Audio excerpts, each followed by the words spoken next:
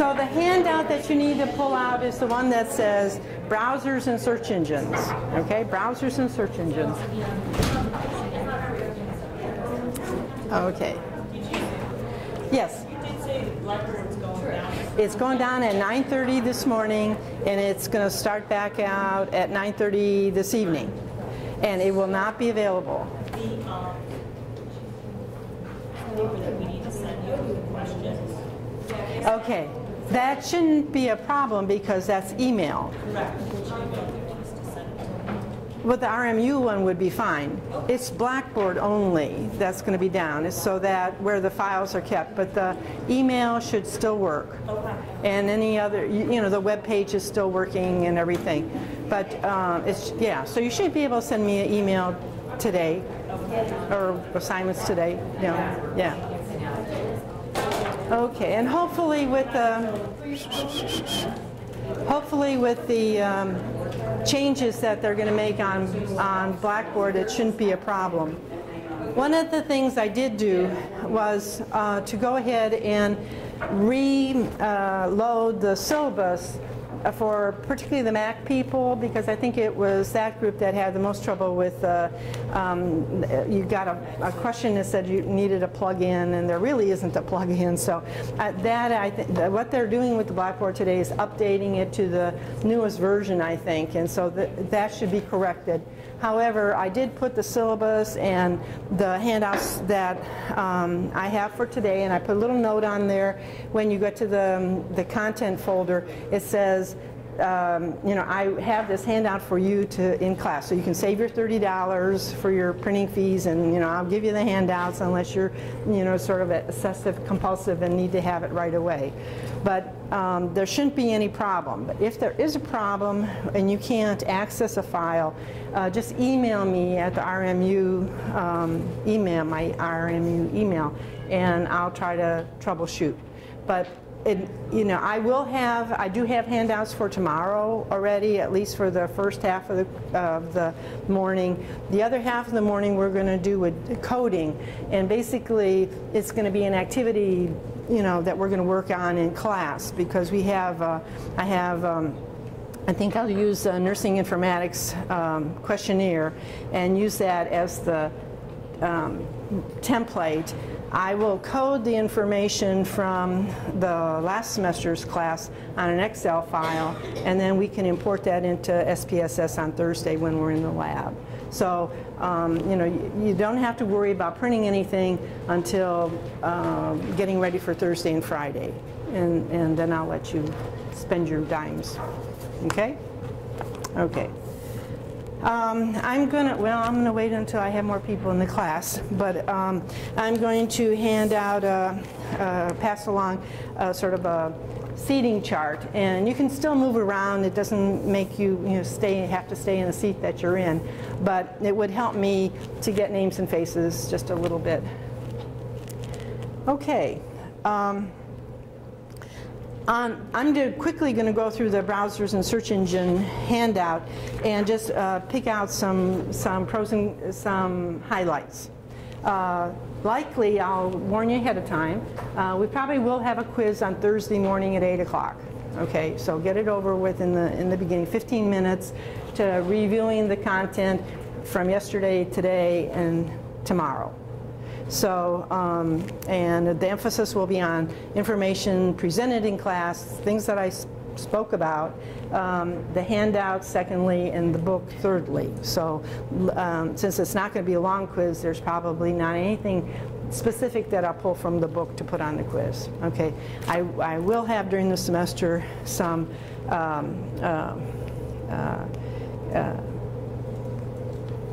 quizzes that would be open book kind of thing. So there's not something that you have to worry about. Okay. Okay, so the browsers and search engines. What's the difference between a browser and search engine, and why do you have to? Why should you have one of each that you use? That's really a very good question. The other day when I was having trouble with these plugins on Blackboard, I called the Blackboard help desk, and the lady said, "What browser are you using?"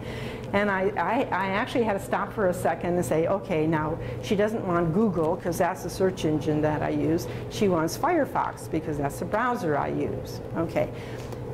A browser, let me get my little pens here. A browser is a way to search the web. Okay, you have an operating system that runs your computer, tells it how to print, how to put periods where you want them in the sentences and all those kinds of things. You have then, when you want to search, you have to have a mechanism to do that. So what you're going to use is a browser. Okay, a browser is sort of a home base. It will, many browsers have more than just a search engine. One of the components of the browser is going to be a search engine, something like Google that's going to allow you to find the articles that you want, the content that you want, whatever. And so, but the browser's a little bit more than that.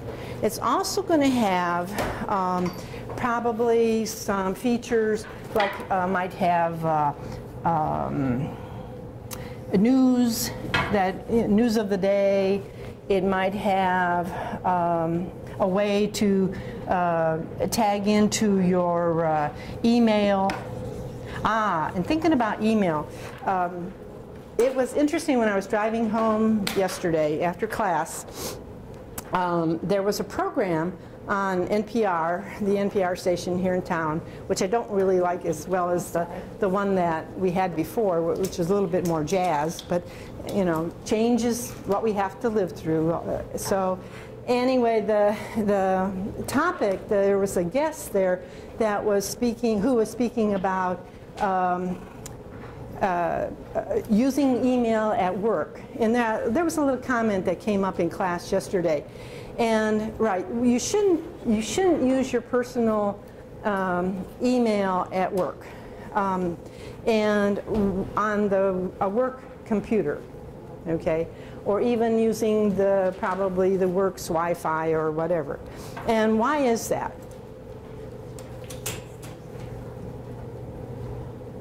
Because your boss can look at what you have in your email, okay? So that if you have a company computer that you're using, you really, you know, have to say, okay, that's dedicated to the company, and I should use that primarily for company.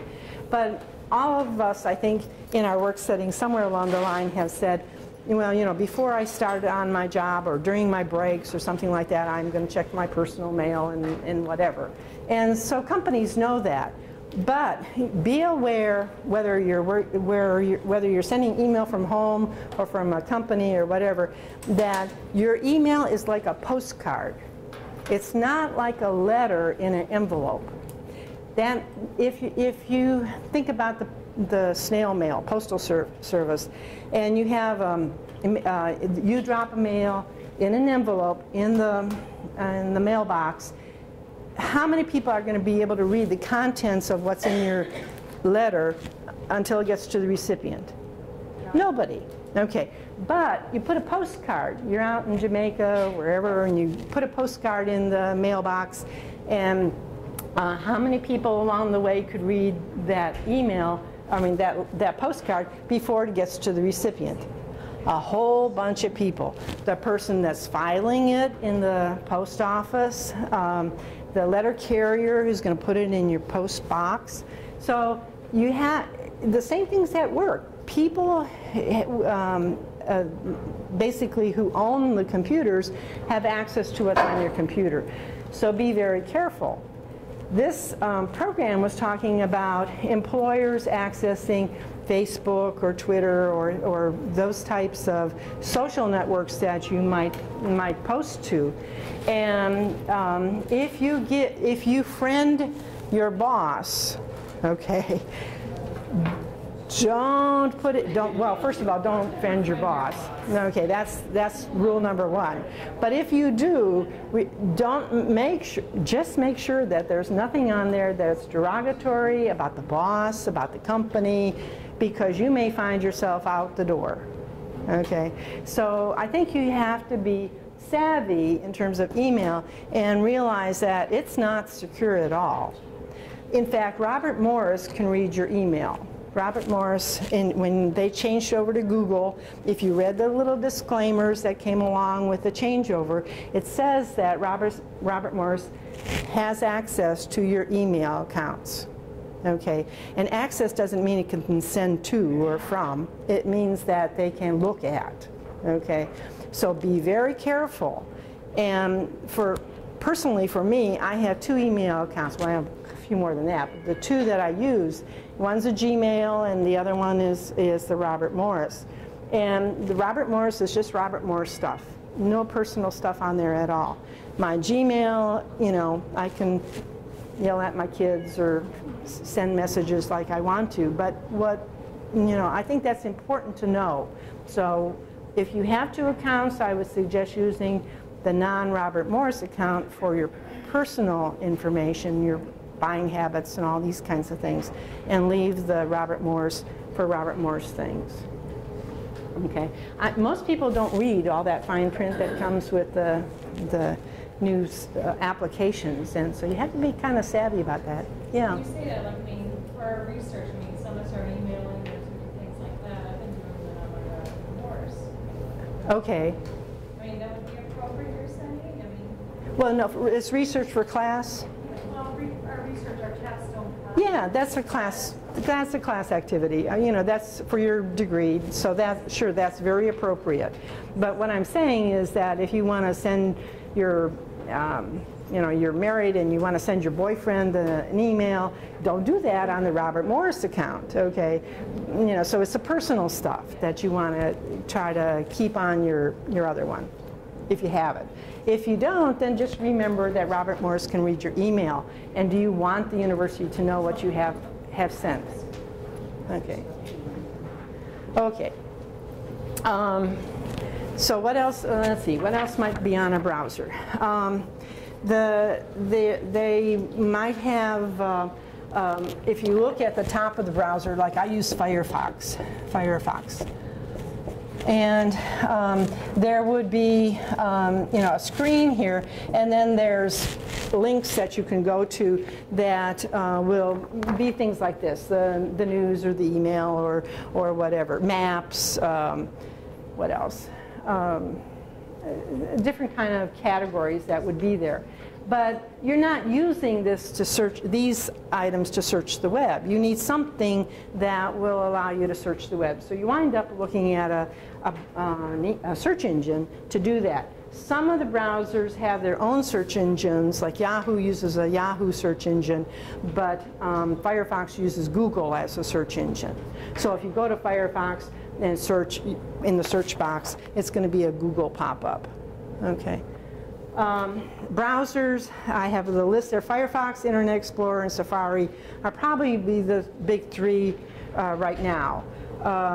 In the old days, we had Netscape, Navigator, and can't think of the other one. Mosaic was the very first one, but they're long gone, and they've been replaced by newer and better ones. When I was at a meeting last evening for part-time faculty, and they were talking about the IT people, some of them were sitting at the table where I was at, and they were indicating that for Blackboard, even though the help desk at Blackboard said, no, the Firefox is not a good browser to use with Blackboard, according to the new version, Firefox is fine. So that shouldn't be a problem. Again, I'll try it out after it goes back online later today or tonight. But the search engines are various kind of types. Google certainly is one of the major search engines. Yahoo does have a search engine built into its browser, so that's sort of a subset there. MSN Search is also, and I don't know what other ones that you might use as search engine. Bing. Bing, yes, that's a new one from Microsoft. Yes, question? There's an acronym, RS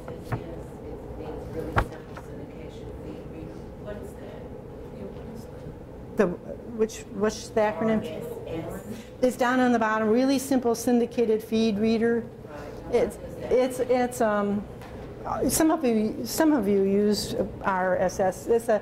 It's a news alert that comes along. If you want to keep tabs of your stocks and bonds and what's happening with the market, there you get a little. It's not like a ribbon, but how do you use it? Yeah, it's a news alert. It's a way to, yeah, kind of like that, what you see on the TV screen. But I don't use them. I'm sure my husband does, but I don't look at his computer very often, so I don't use it at all because it's not organized like mine is.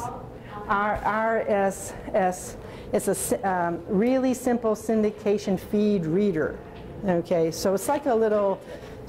Yeah, it may be set up a little differently. It might be just alert. It might be flashing. It depends on how it's set up.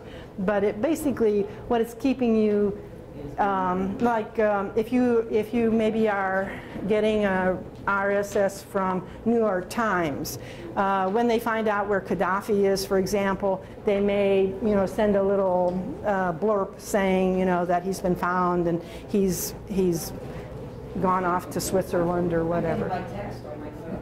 I'm sorry? I get it by text on my phone.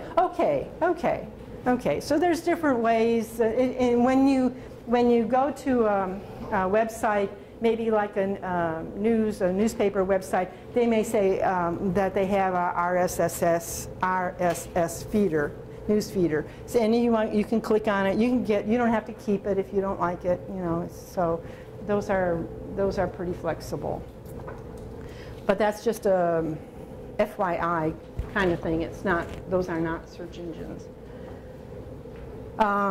Okay.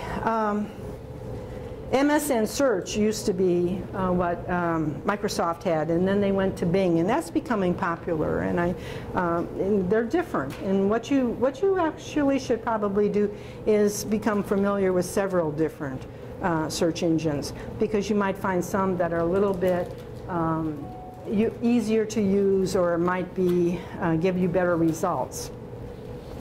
How do they work?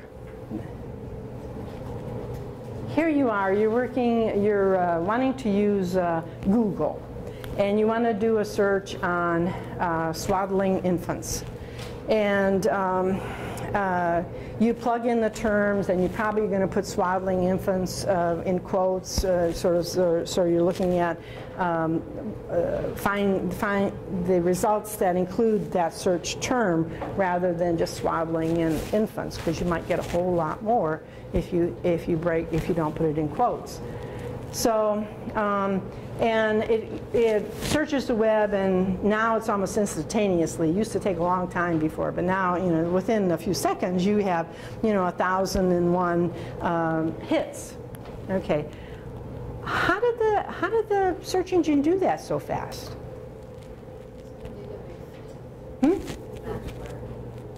It's looking at the words, but where is it looking?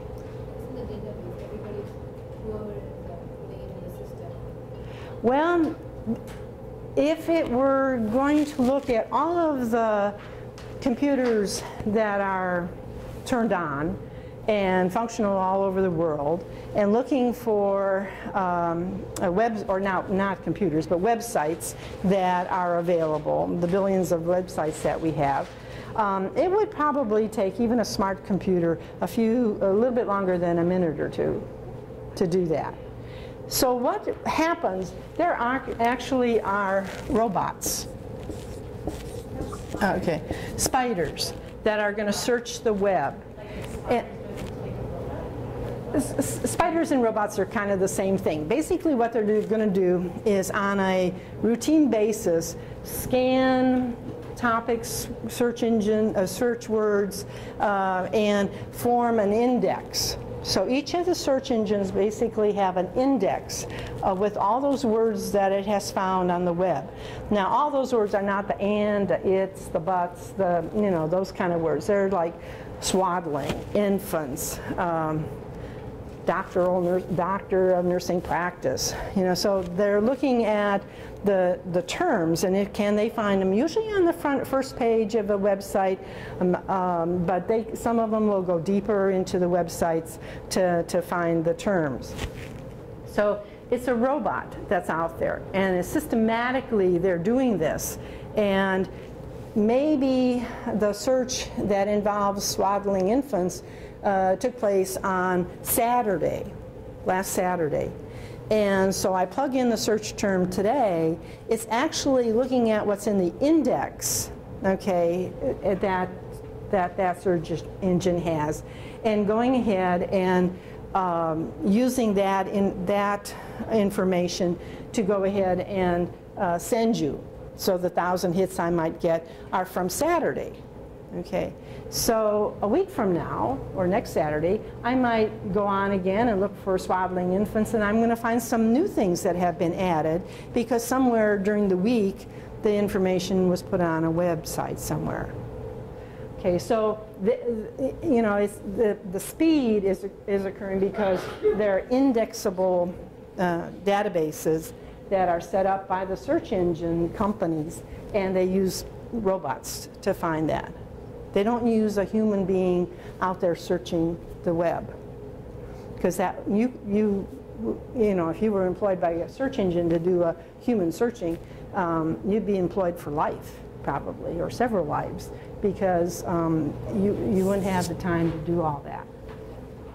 Yeah. Did you say originally that if you put something in quotations that it's... It can narrow the search. That's one of the things that helps search engines a little bit, is some of the search strategies, and I have a little bit of that in here, and so near the end. So hang on to that question. We'll look at that a little bit. Now, so spiders or robots are called the same thing. They're technically a little different, but they do the same thing. They basically are indexing websites and putting them into an index. The problem with the search engines like Google and even Yahoo is that they give you too many hits, and so you have too much information. So it does help if you want to find, if you didn't know the website for or the URL for Robert Morris, you could go ahead and just type in university and then, you know, scan the list that comes up and try to find Robert Morris. Well, that's not too smart, because there's thousands and thousands of universities. And so if you put Robert Morris University, okay, and if you do put it in quotes, you're more likely to get a direct hit. The URL that'll pop up are the rmu.edu. Okay. The major search engines, there's a lot of similarity between them. They'll give you similar results, but not exactly the same, because their spiders and robots work a little differently.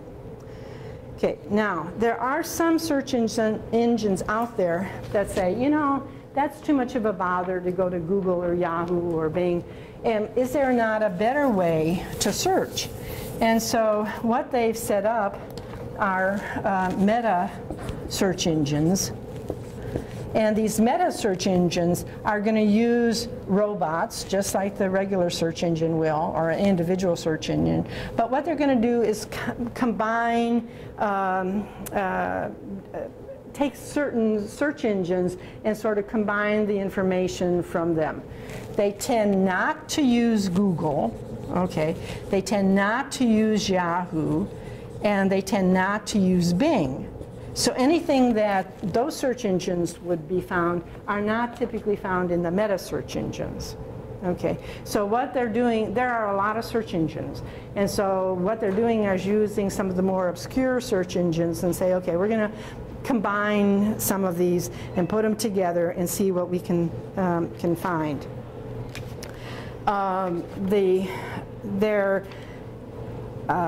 Let's see if I don't know if yeah, meta search engines. Dogpile is a meta search engine. Ask.com, that used to be called Ask Jeeves years ago. Clusty is meta search engine. So basically what we have here are search engines that will give you results, but it'll be a little different than if you were to go to Google. Or